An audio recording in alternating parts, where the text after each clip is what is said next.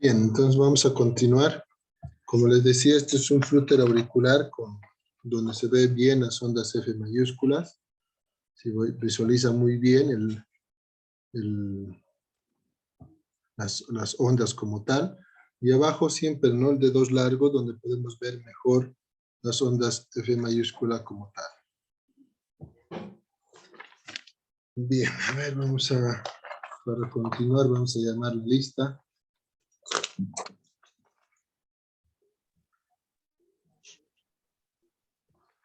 A ver.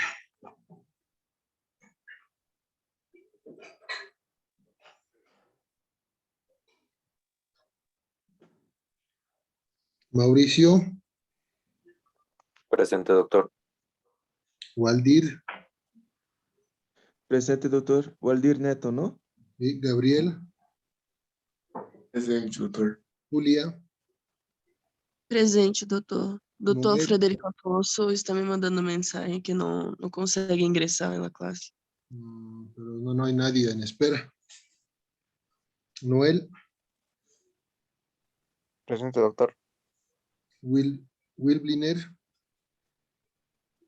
Presente, doctor. Catherine, Presente, doctor. Juan Carlos Suárez, Joao Presente, doctor. John Batista. Batista, Ya presente. Antonio Ademir. Antonio Ademir, doctor. Sí, Presente. muy bien. Inara Yana, Jessica,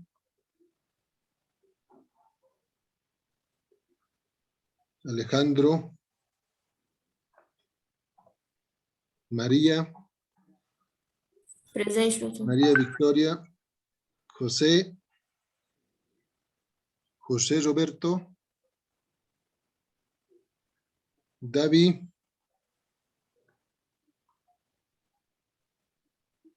Beidi, Alison, Leonardo,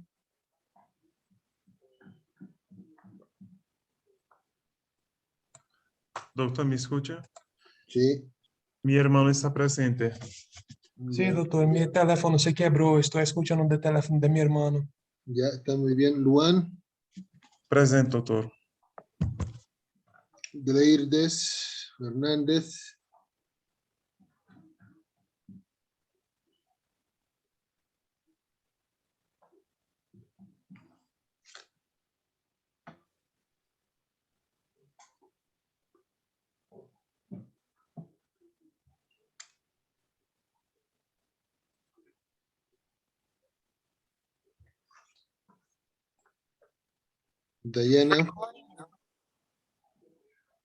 Diana Quispe,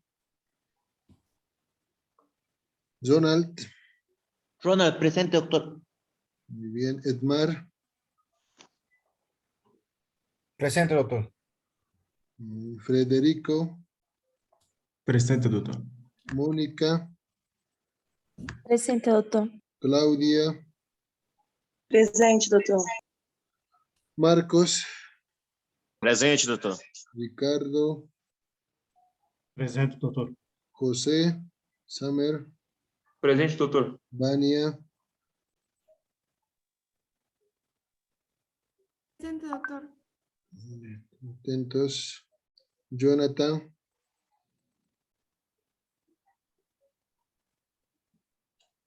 Daniela, Lucas, Presente, doutor. Luce Hilton, Presente, doutor. muy bien. Isabela, Andrew, Presente, doctor. Buen día, Andrew. buen día. Bien, entonces, como les explicaba, en el flúter auricular nosotros tenemos que siempre visualizar. Doutor, ¿Sí? não é me llamado. Yo Sí, llamaba- doctor. A mí tampoco me llamó Juan Pablo. Ya llamo a todos, chicos. Tienen que tratar de conectarse. Les dije que No, estaba conectado, no me Sí, nos llamaron. conectamos, doctor, pero no aceptaba, yo estaba desde el principio, pero... Juan Pablo. Juan Pablo, sí, yo estaba y no llamó Juan Pablo. Y Efraín también. David también, doctor. A ver, David, ya está muy bien, David, presente. Después, Juan Pablo ¿quién más? Juan Pablo. Juan Pablo Almaraz, sí. Ya, ¿qué más? Alejandro Quiroz. Y Efraín, doctor. Ya. Alejandro, ¿y quién más me dijo? Quiroz, y no sé. Efraín. Efraín, sí. Ya.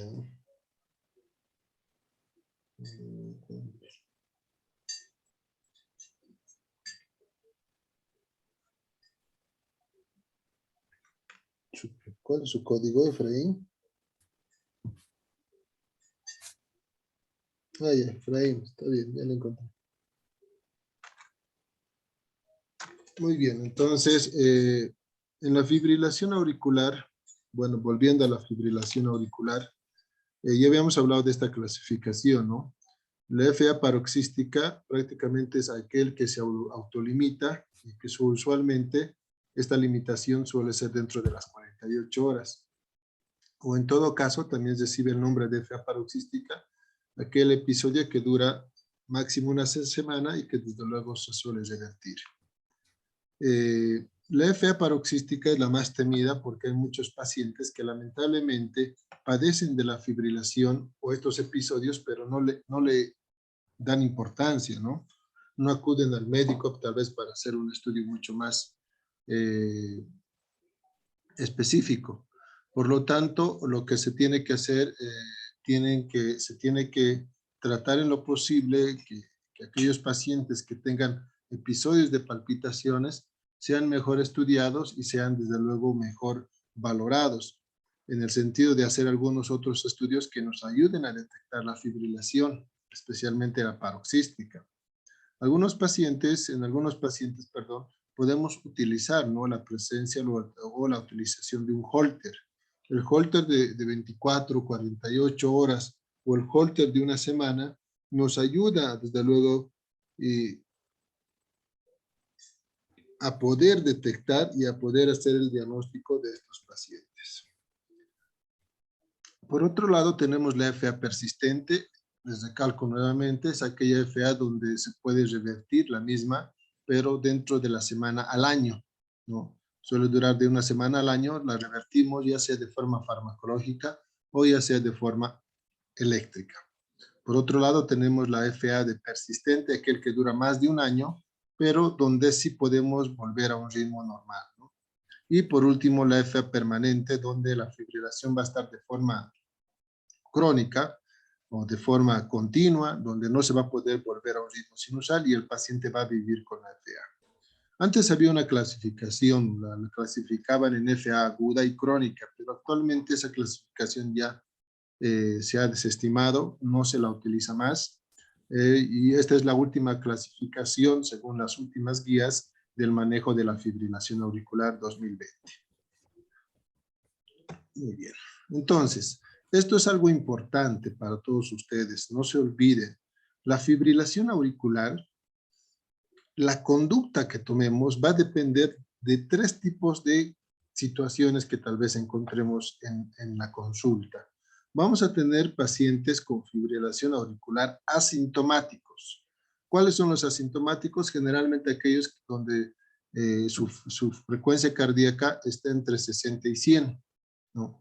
Esos son los asintomáticos.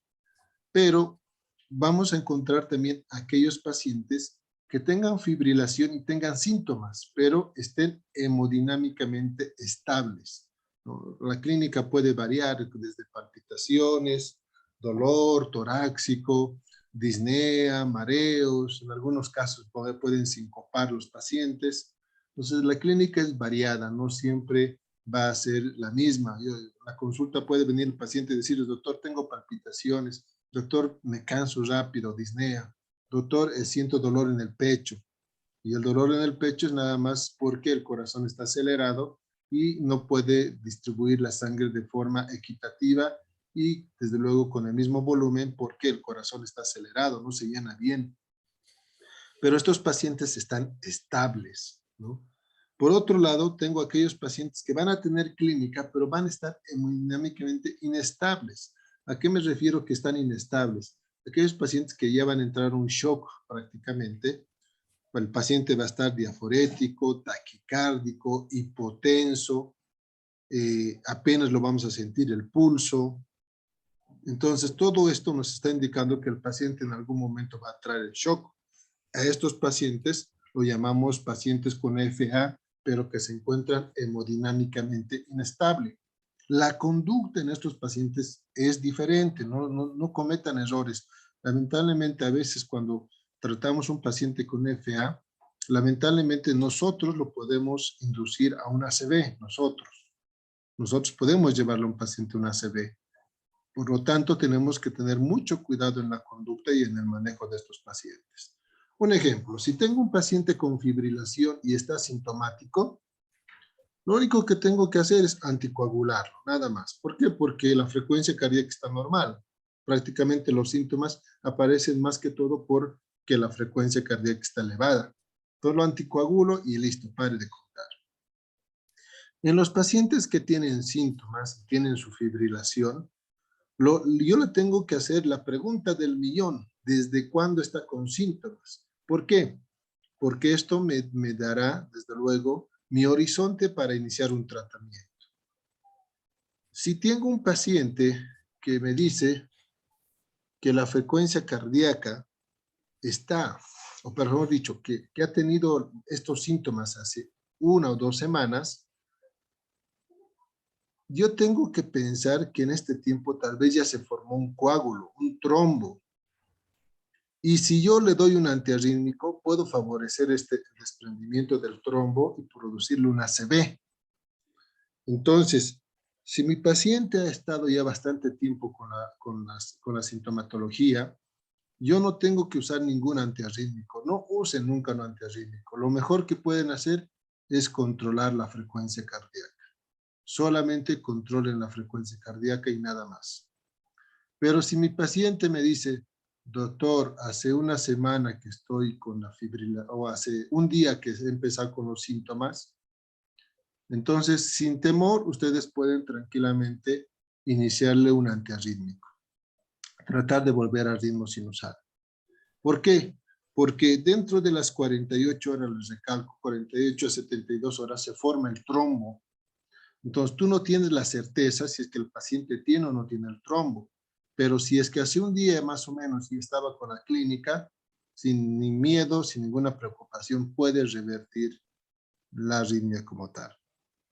Entonces, no se olviden, en los pacientes que tienen síntomas, yo tengo 2 grupos o 2 subgrupos, donde tengo que preguntar si la clínica apareció dentro de las 48 horas o fue más. Si fue más de 48 horas, solamente controlen la frecuencia cardíaca y anticoagulen. ¿Cómo voy a controlar la frecuencia cardíaca? Con beta bloqueantes. Pero si mi paciente presenta la sintomatología dentro de las 24 a 48 horas, ustedes pueden usar un antiarrítmico tratando de volver al ritmo sinusal. Y listo. Y anticoagulan, por supuesto, ¿no? Siempre la anticoagulación tiene que ser realizada en pacientes con fibrilación auricular, a excepción de que exista alguna contraindicación, ¿no? Y desde luego cumplimos criterios para anticoagular, que en algún momento más vamos a ver el score del CHA2 de 2-BASC, que nos indica y nos ayuda a iniciar la anticoagulación. En los pacientes que están inestables, que están fibrilando y están hemodinámicamente inestables, la conducta es cardioversión eléctrica. Yo tengo que realizar una cardioversión, descargar prácticamente electricidad durante lo que es o a mi paciente para poder volver a un ritmo normal. Estos tipos de pacientes tú no puedes usar fármacos, están inestables. Quiere decirte que en unos minutos más va a existir o el paciente puede entrar en shock y se puede morir. Entonces, lo mejor es inmediatamente hacer la cardioversión eléctrica. Y con eso le salvas la vida al paciente.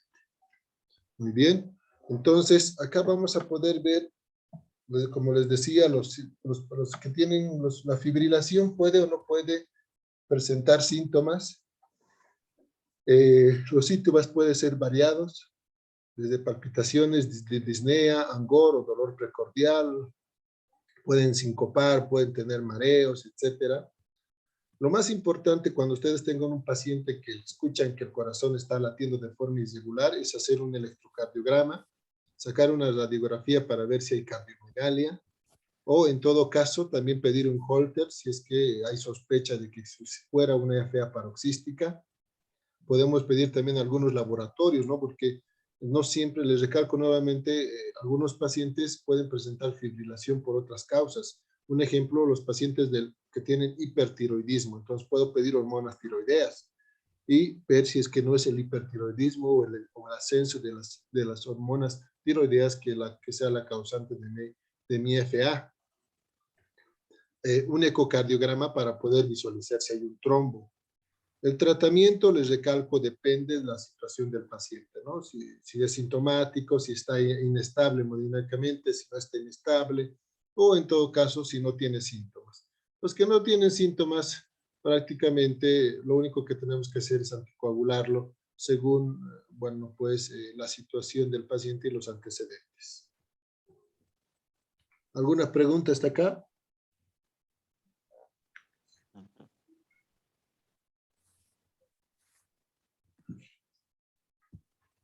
Bien. No, doctor. Entonces no se olviden, bueno, voy a saltar esta diapositiva la voy a saltar porque ya es algo que hemos visto. Acá les voy a mostrar un poco algunas imágenes, creo que ya habíamos visto en la anterior clase. Acá tenemos un ejemplo, una fibrilación auricular, ¿no? Entonces hemos tratado de hacer algunas imágenes en borrador, donde estos puntos negros nos están representando los circuitos de microrreentrada en la fibrilación.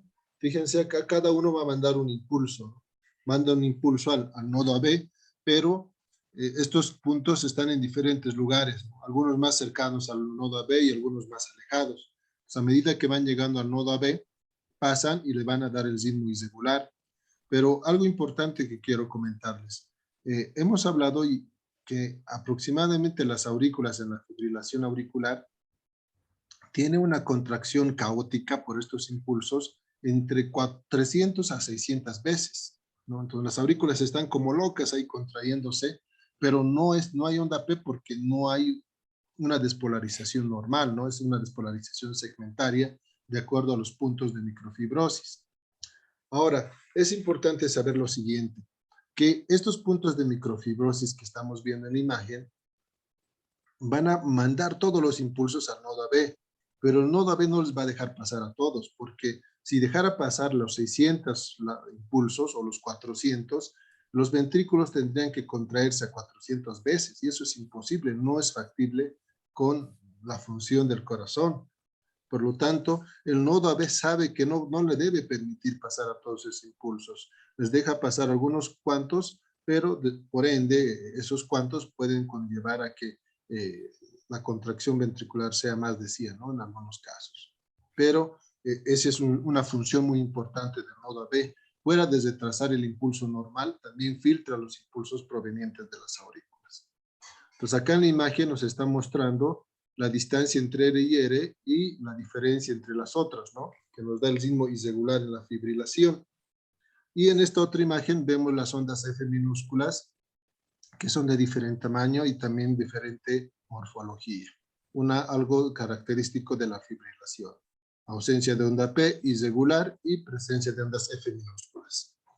No va a haber onda P, no se olviden, y las ondas F minúscula pueden visualizarlo mejor en D2, D3 y ABF.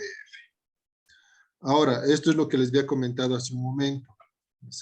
Según la frecuencia cardíaca, la fibrilación auricular se puede clasificar en fibrilación auricular de baja respuesta ventricular, cuando la frecuencia cardíaca está menor de 60, fibrilación auricular con respuesta ventricular moderada cuando la frecuencia cardíaca está en 60 y 100, y la fibrilación auricular, donde la frecuencia cardíaca está mayor a 100, recibe el nombre de fibrilación auricular con respuesta ventricular alta, ¿no? Esa clasificación es importante y les recalco, es según la frecuencia cardíaca, no se olvide. Y acá tenemos una imagen que se relaciona con el flúter.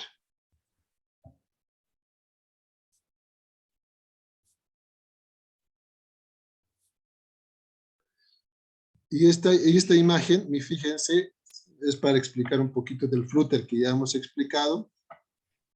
Lo que les decía, en el flúter auricular se forma un circuito de macrorreentrada, donde el impulso que proviene del nodo sinusal ingresa y el impulso va dando vueltas. Al dar una vuelta va a originar una onda F mayúscula, 2, 3, un ejemplo, 3 ondas F mayúsculas y desciende a los ventrículos QRS y así sucesivamente, ¿no?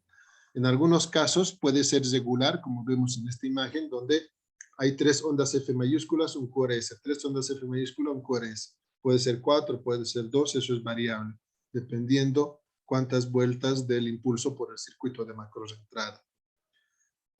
Y en algunos casos también puede ser irregular, como vemos acá, tenemos 1, 2, 3, 4 ondas F mayúsculas, QRS, acá tenemos 2, acá tenemos 4, 2, entonces eso suele ser variable y ese le daría el ritmo irregular. Por lo tanto, les recalco nuevamente, no hay ninguna certeza de que tu flúter que es regular, en algún momento se vuelve irregular. Por lo tanto, si bien la literatura nos dice que el 90% de los flúters son regulares y el 10% irregular, nada te confirma de que el regular en algún momento se vuelva irregular. La frecuencia auricular en el flúter, no nos olvidemos que va de 220 a 300 veces que se contraen las aurículas, y los ventrículos que puede ir de 100 a 150 la contracción ventricular como tal en el flúter. El flúter, habíamos comentado que se clasifica en dos, en aquellos que son típicos y también en los atípicos, ¿no? El atípico es donde no podemos visualizar bien la onda F mayúscula, de repente que tenemos dificultad en visualizar, por eso recibe el nombre de flúter atípico. Y el típico es donde nosotros podemos ver bien la onda F mayúscula. Pero el típico se divide en dos, antihorario y horario. El antihorario, donde las ondas F mayúsculas son más negativas, o sea, se vuelve la onda hacia abajo es más prominente, y el típico horario, donde la onda F mayúscula es más positiva, ¿no? O sea, la onda se va más hacia arriba. Entonces, esa es una clasificación según las ondas F mayúsculas. Los flúters también tenemos que anticoagular, y aquellos flúters que son irregulares reciben el nombre de flúter auricular con conducción variable. Muy bien, no se olviden, flúter auricular con conducción variable cuando tiene un ritmo irregular. Bien, entonces continuamos, esto voy a saltar que es... Y vemos acá, este es el pilar de manejo de la fibrilación. Este pilar, por si acaso, muy importante, ya cambió. Antes era diferente. Antes se preocupaban en controlar el ritmo. ¿A qué me refiero? En tratar de volver a un ritmo sinusal en la fibrilación. Pero actualmente esto cambió. Lo más importante en los pacientes con fibrilación es anticoagularlos. Y también es controlar la frecuencia cardíaca. Ahora ya no es importante volver a un ritmo sinusal. ¿Por qué? Porque les recalco nuevamente, uno no tiene la certeza desde cuándo el paciente está con fibrilación y de repente ya tiene un trombo, le das un antiarrítmico y le desencadenaste la CB. Entonces, no utilizar antiarrítmico en pacientes donde ustedes no estén seguros desde cuándo inició el episodio de fibrilación. Siempre pregunten, siempre hagan un buen interrogatorio para evitar que ustedes desencadenen una ACV en un paciente que tal vez no lo tiene. Y esta imagen es muy interesante, explica todo lo que les he hablado hace un momento referente al manejo que debe existir en los pacientes que tienen fibrilación. Un ejemplo, tengo mi paciente que tiene fibrilación auricular. Tengo que ver primero ver la estabilidad hemodinámica. Si es asintomático, solo anticoagulo. Pero si mi paciente tiene síntomas que tengo que ver la estabilidad hemodinámica. Mi paciente está estable hemodinámicamente y la fibrilación auricular es más de 48 horas que presentó, ¿no? Entonces me dice el paciente, doctor, estoy hace una semana con palpitaciones, entonces es más de 48 horas. En estos casos, ¿qué tengo que hacer? Controlar la frecuencia cardíaca, no dar antiarrítmico, no se olviden. Entonces, ¿cómo controlo la frecuencia cardíaca? Usando beta bloqueantes de preferencia, ¿no? Los beta bloqueantes, si bien están en los grupos de los antiarrítmicos, en el grupo 2 de los antiarrítmicos, no son potentes antiarrítmicos, para nada, ¿no? Son buenos para controlar la frecuencia cardíaca los beta bloqueantes. Ahí tenemos el bisoprolol, metoprolol, atenolol, propanolol, o en todo caso también podemos usar el carvedilol. Pues hay muchos beta bloqueantes que nos pueden servir, ¿no? En la Caja Nacional, por ejemplo, en el Seguro Social, tenemos el bisoprolol y tenemos el carvedilol como fármacos para controlar la frecuencia cardíaca. Posteriormente, tengo que anticoagular al paciente. ¿Y cómo lo voy a anticoagular? Siempre tenemos que usar este score, CHA de 2 Basque, CHA 2 de 2 Basque. CHA 2 de 2 Basque es un score que nos ayuda a nosotros a predecir y desde luego nos ayuda a tener una seguridad de que tenemos que anticoagular al paciente. Una puntuación mayor o igual a 2 prácticamente nos indica anticoagulación. Muy bien.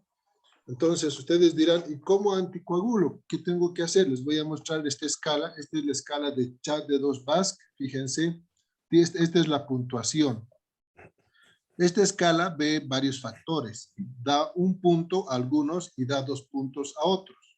Un ejemplo, si mi paciente tiene una disfunción del ventrículo izquierdo, doy 1 punto. Si mi paciente tiene hipertensión, doy 1 punto. Si mi paciente tiene más de 75 años, doy 2 puntos. Si mi paciente está en una edad de 65 a 74, 1 punto. Si es diabético, 1 punto, etc. Entonces, si la puntuación me sale igual o mayor a 2, tengo que anticoagular al paciente. Esto es muy importante porque a ustedes les va a servir para poder tener un respaldo de por qué anticoagular a un paciente. Ahora, en el caso de algunas excepciones, de repente mi paciente tiene mucha tendencia a sangrado, porque la anticoagulación lo hacemos con anticoagulantes orales, ¿no? Como ser la warfarina.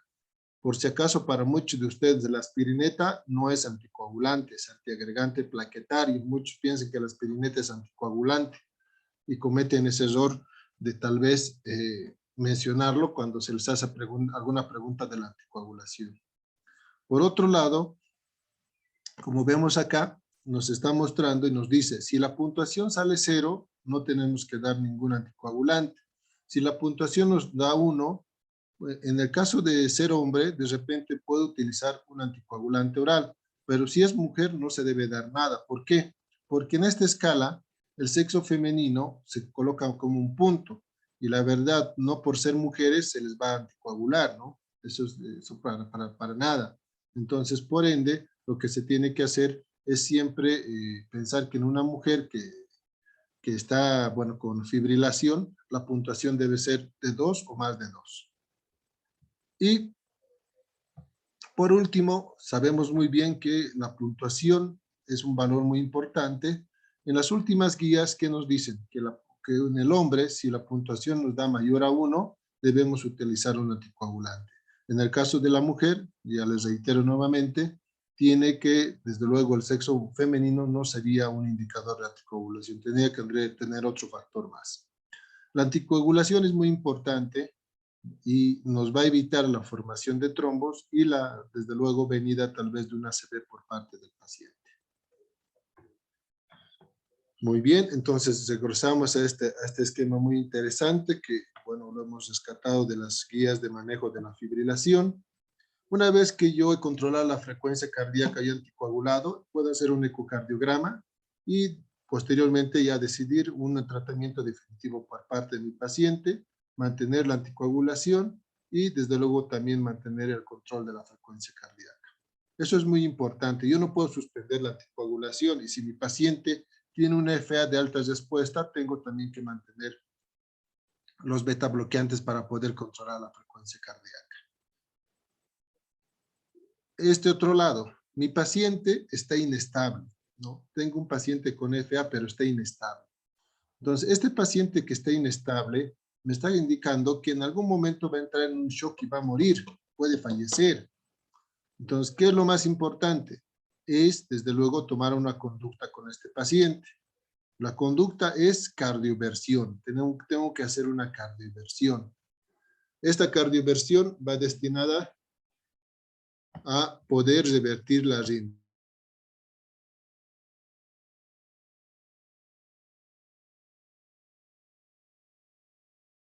Espérenme un minuto, chicos.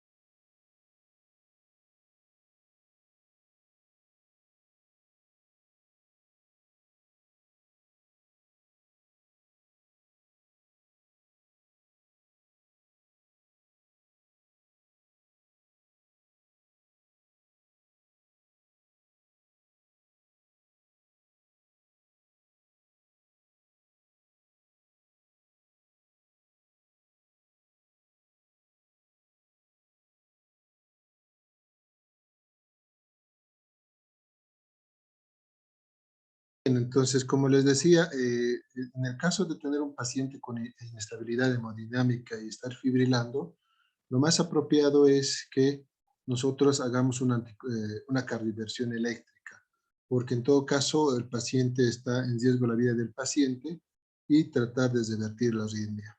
No nos olvidemos que la cardioversión es un procedimiento que tiene que estar sincronizado, es muy diferente que la desfibrilación. Si yo generalmente hago la desfibrilación con una descarga de aproximadamente 280 o 320 joules, o sea, con toda la energía del equipo. Pero la cardioversión eléctrica es un procedimiento donde yo tengo que hacer una descarga eléctrica, pero la cantidad de descarga eléctrica tengo que yo controlarla. Generalmente en una fibrilación auricular utilizamos 100 joules en una primera instancia. Puedes hacer hasta 3 intentos con la cardioversión. Generalmente en la segunda e incluso en la primera ya se revierte la arritmia, ¿no? Si tú utilizas 100 y ves que no se revierte, puedes subir hasta 150 joules y poder hacer 2 intentos más. Dentro de la experiencia, la verdad, yo he revertido varios pacientes y bueno, gracias a Dios siempre han salido adelante, incluso al primer y al segundo intento se ha revertido la arritmia.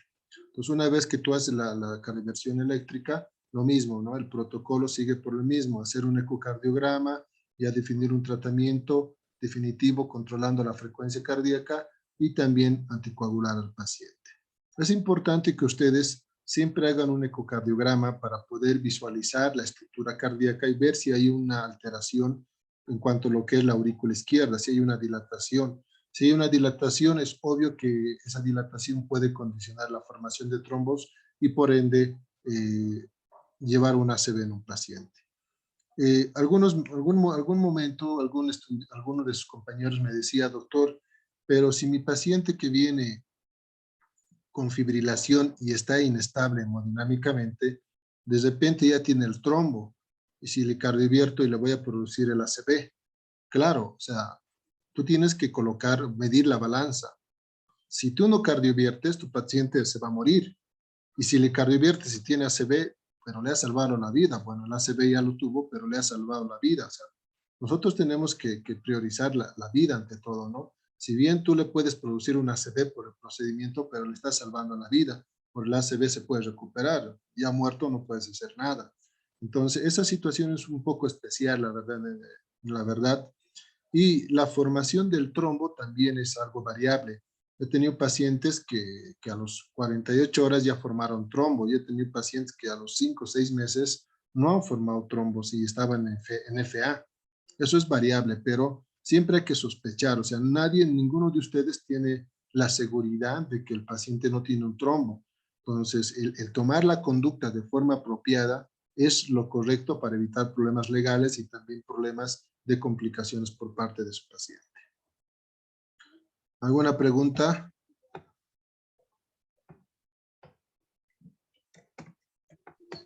No, doctor. Bien, vamos a quedar acá, chicos. Ya estoy sobre hora, tengo que ir al trabajo. Para todos, para terminar, el día sábado, este sábado voy a dar clases a las 3:30 al grupo, al otro grupo, al T2. Todos los que puedan ingresar, ingresen a esa clase. No están obligados, pero desde luego va a entrar al examen parcial lo que se explique en esa clase extra. Doctor, esa clase vai se quedar gravada que tengo rotación de cardiología en este horario. Sábado a las 3:30 de la tarde. Sí.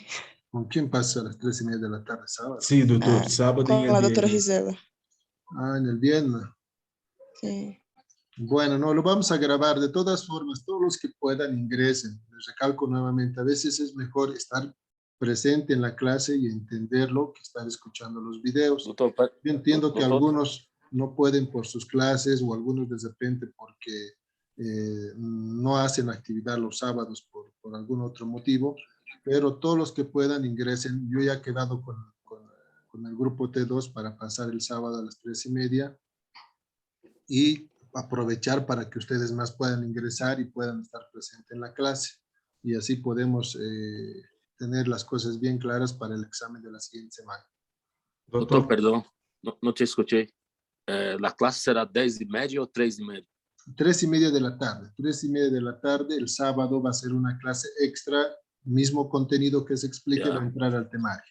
Doctor, Y para puede ingresar enviar a un clase, link doctor, ¿qué en tenemos que la... hacer? Les voy a enviar el link, obvio, día previo. Ahora ya, les gracias. enviar, va a ser el mismo, un link especial porque desde luego voy a fusionar los grupos solo por esta vez para poder desde luego tener el temario casi completo para el parcial. Doctor, en la segunda parcial tenemos microparcial. Sí, pero el micro parcial va a ser después del parcial. Ya, bien. Muchas gracias, doctor. ¿Ya? Listo. Entonces, en eso quedamos. El micro parcial generalmente yo lo hago después, porque a veces trato un poco de compensar, ¿no? Las notas tal vez que a algunos les va mal, para poderles ayudar un poco. Más en ese sentido lo hago posterior, porque si hago más antes, estoy seguro que tal vez muchos aprobarían. Muy bien, quedamos ahí. Buenos días, doctor. Muchas gracias.